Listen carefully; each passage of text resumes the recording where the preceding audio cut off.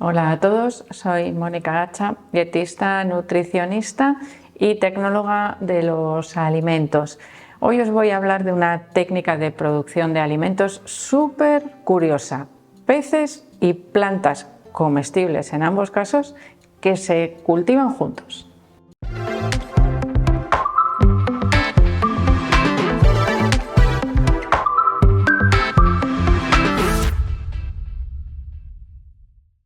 Cuando voy a hablaros ahora de peces y plantas que crecen juntos, no me refiero en esas plantas, no os estoy engañando, a algas, no, para nada, sino de verduras de consumo habitual y de peces que forman parte de las pescaderías cuando vamos a comprar habitualmente. O sea que es algo que realmente está mejorando, es una técnica, podemos decir, no excesivamente novedosa, porque está copiada o imitada en parte de la naturaleza, pero sí que se empieza a implementar en muchos lugares y que siempre nos conviene conocer, porque a veces oímos palabras o oímos técnicas de producción de alimentos y decimos, ¿esto cómo estará hecho? ¿No? Porque a mí el tomate que me lo den de la tierra como se ha hecho tradicionalmente. Pues tengo que deciros que es muy probable que muchos de los tomates que encontráis en los supermercados no hayan tocado la tierra en su vida, jamás,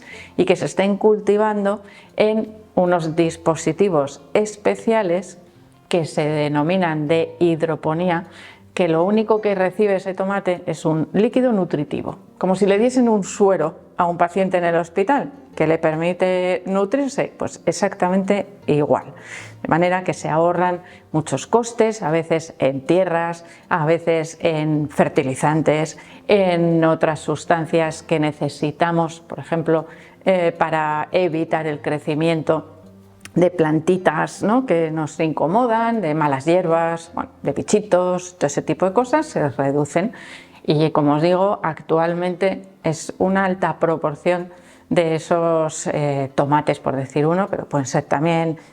pimientos, pepinos y muchos otros vegetales, lechugas, que permiten ese cultivo con una base de agua nutritiva, porque evidentemente lleva otros componentes, no solo se cultivan a base de agua, son unas mezclas muy bien controladas y además este cultivo se hace en invernaderos donde las horas de luz, el calor, la temperatura, todas esas condiciones que mejoran la producción de esos vegetales, pues ocurren de forma controlada. Pasamos a los peces, a esos pescaditos que tenemos en el supermercado. En este caso nos tenemos que centrar en pescados de agua dulce principalmente, por una razón, porque si queremos que las plantas y los peces crezcan juntos, las plantas con agua salada no van a crecer. Son muy pocas las variedades de vegetales, no estoy hablando comestibles, sino de vegetales, que son capaces de crecer en altas condiciones de salinidad. Ahí tendríamos, por ejemplo, pues evidentemente esas algas o plantas marinas que no son de consumo habitual, salvo en ciertos países, como por ejemplo en Japón, pero no en el resto de países. Por lo tanto, peces de agua dulce, como por ejemplo pues la trucha, podría ser, ¿no? U otros peces que sean de acuicultura, porque antes os he dicho, vamos a cultivar peces. Bueno, la palabra no es que sea excesivamente apropiada, ¿no?, pero sí nos hace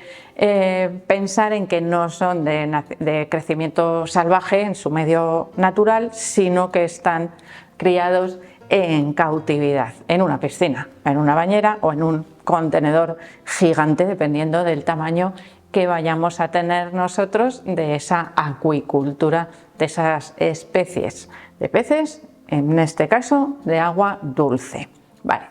tenemos acuicultura e hidroponía. ¿Qué hacemos? Juntamos esa palabra y nos encontramos con un término que se denomina acuaponía. Es decir, podemos tener el crecimiento de esos peces y de esas plantas al mismo tiempo, con un beneficio enorme, sobre todo de ahorro de agua, de ahorro de fertilizantes y de ahorro de sustancias nutritivas para el cultivo de las plantas y de ahorro de limpieza del agua de los peces. Es decir, muchos beneficios que pueden llegar a abaratar los costes de esos alimentos que se están produciendo. Entonces, ¿qué hacemos? Pues tenemos nuestra pecera de peces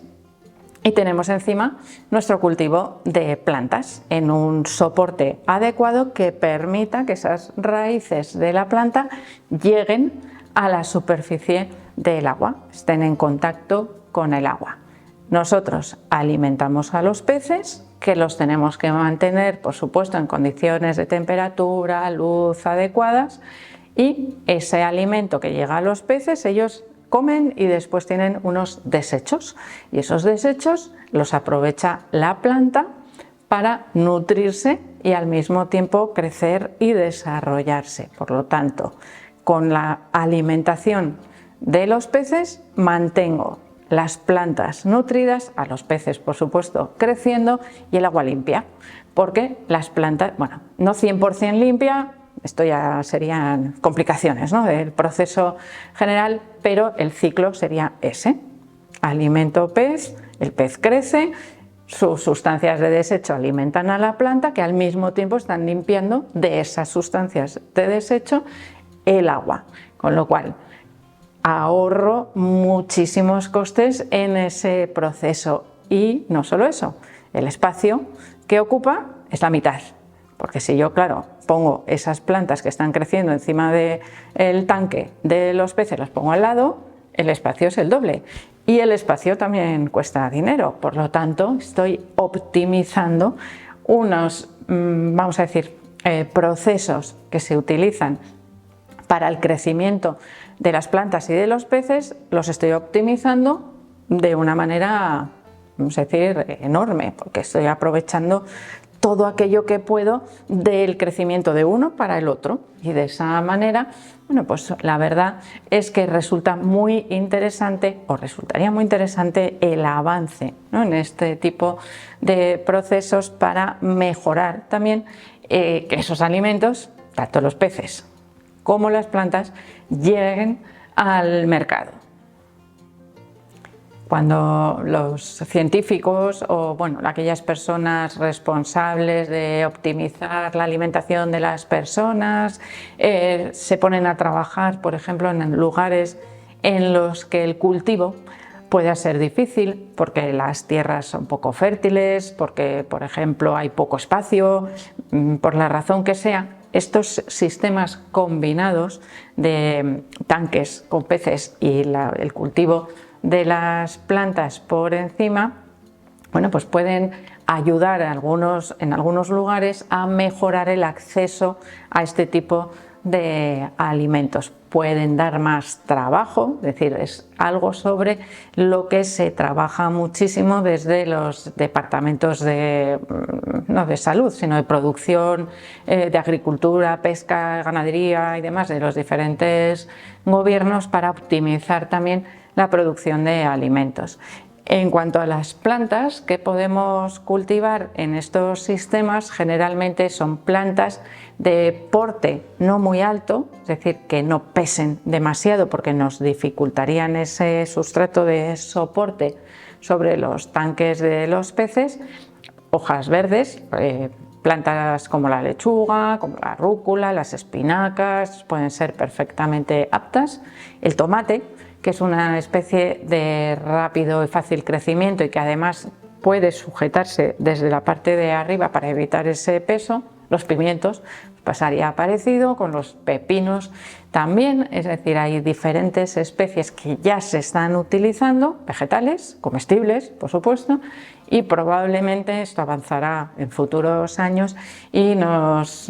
igual, no lo sé, llegará un momento en el que la legislación también obligará al productor a decir qué sistema de cultivo se ha utilizado en esos vegetales, porque actualmente en el caso de los peces sí que es obligatorio detallarlo, si es de pesca salvaje, si es de estero o de